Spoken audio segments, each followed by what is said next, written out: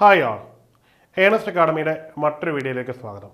നമ്മളിന്നൊരു പുതിയ നോട്ടിഫിക്കേഷൻ്റെ വിശേഷമായിട്ടാണ് വന്നിരിക്കുന്നത്. മറ്റൊന്നുമല്ല, THDC ഇന്ത്യ ലിമിറ്റഡ് എന്ന് പറയുന്ന സ്ഥാപനത്തിലേക്കാണ് റിക്രൂട്ട്മെൻറ്റ്. അതായത് നാഷണൽ തെർമൽ പവർ കോർപ്പറേഷൻ്റെ കീഴിൽ വരുന്ന ഒരു സ്ഥാപനമാണ്. ഇവിടേക്കുള്ള റിക്രൂട്ട്മെൻ്റ് ആണ്. ഈ ഒരു റിക്രൂട്ട്മെൻറ്റ് ആദ്യം തന്നെ മനസ്സിലാക്കേണ്ടത്, നിങ്ങൾക്ക് ബിടെക് ബിരുദം ഉള്ളതുകൊണ്ട് മാത്രം അപേക്ഷിക്കാൻ ഒക്കില്ല. ഒരു വർഷത്തിൽ കുറയാത്ത എക്സ്പീരിയൻസ് ഉണ്ടായിരിക്കണം. ആ എക്സ്പീരിയൻസ് നിന്ന് ഷോർട്ട് ലിസ്റ്റ് ചെയ്യുന്ന കാൻഡിഡേറ്റിനെ മാത്രമേ അവർ എക്സാമിന് വിളിക്കുകയുള്ളൂ.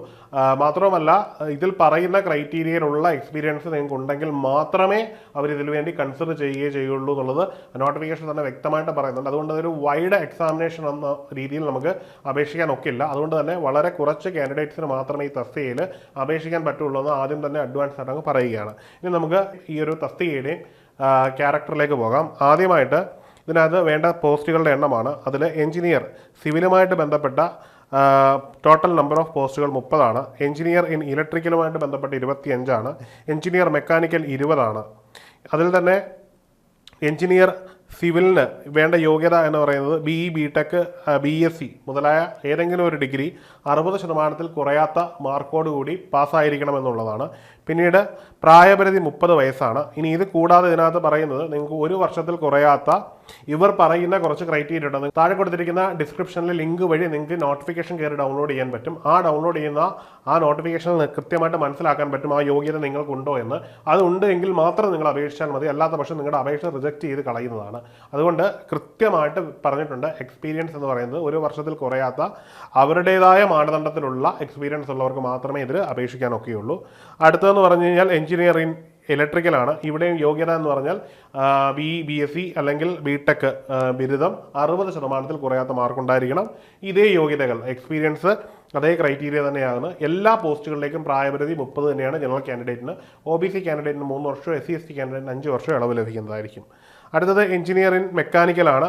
ഇവിടെയും ക്രൈറ്റീരിയ സെയിം തന്നെയാണ്.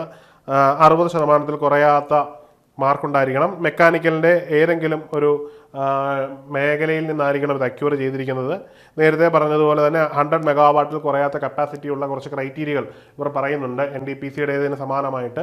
അതിന് സമാനമായിട്ടുള്ള ഏതെങ്കിലും സ്ഥാപനത്തിൽ ഒരു വർഷത്തിൽ കുറയാത്ത എക്സ്പീരിയൻസ് നിങ്ങൾക്ക് ഉണ്ടായിരിക്കണമെന്ന് എടുത്തു പറയുന്നുണ്ട്. ഈ ഒരു എക്സ്പീരിയൻസ് ഉള്ളവർക്ക് മാത്രമേ ഇത് അപേക്ഷിക്കാൻ പറ്റുകയുള്ളൂ.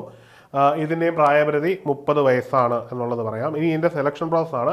ഇതിലാദ്യം തന്നെ ആപ്ലിക്കേഷൻ ഷോർട്ട് ലിസ്റ്റിങ്ങും സ്ക്രീനിങ്ങും ഉണ്ട്. അതാണ് ഞാൻ പറഞ്ഞത്. നിങ്ങൾ അപ്ലൈ ചെയ്തിട്ട് നിങ്ങളുടെ ക്വാളിഫിക്കേഷൻ, അതായത് നിങ്ങളുടെ മാർക്കും ബാക്കിയുള്ള കാര്യങ്ങൾക്കൊപ്പം തന്നെ നിങ്ങൾ വെച്ചിരിക്കുന്ന എക്സ്പീരിയൻസ് സർട്ടിഫിക്കറ്റ് ഒതൻറ്റിസിറ്റി കൂടെ കൺസിഡർ ചെയ്ത ശേഷം മാത്രമേ അവർ നിങ്ങളെ ഷോർട്ട് ലിസ്റ്റ് ചെയ്യൂ. എന്നതിന് ശേഷം മാത്രമേ നിങ്ങൾക്ക് എന്തുള്ളൂ, നിങ്ങൾക്ക് return test, computer based test നടത്തുകയുള്ളൂ. അതിനുശേഷം ഇൻ്റർവ്യൂ ഉണ്ടായിരിക്കും എന്ന് വളരെ വ്യക്തമായിട്ട് തന്നെ പറയുന്നു.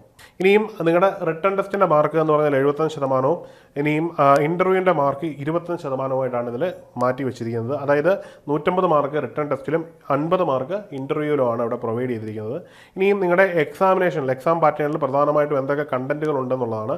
General awareness 15, reasoning 15, concerned discipline, നിങ്ങൾ അപ്ലൈ ചെയ്യുന്ന സ്ട്രീം ഏതാണ് ആ സ്ട്രീമുമായിട്ട് ബന്ധപ്പെട്ട 120 ചോദ്യം. അങ്ങനെ 180 ക്വസ്റ്റ്യനും 180 മാർക്കും 180 മിനിറ്റുമാണ് എക്സാമിനേഷൻ. എല്ലാം 180 മിനിറ്റാണ്. എല്ലാത്തിനും ഓരോ മിനിറ്റ് വീതം എന്ന് കണക്ക് കൂട്ടിയാൽ മതിയാവും. ആ ഒരു ക്രൈറ്റീരിയയിലാണ് ഈ ഒരു നോട്ടിഫിക്കേഷനിൽ അവർ എക്സാം പാറ്റേണിനെ പറ്റി പറഞ്ഞിരിക്കുന്നത്.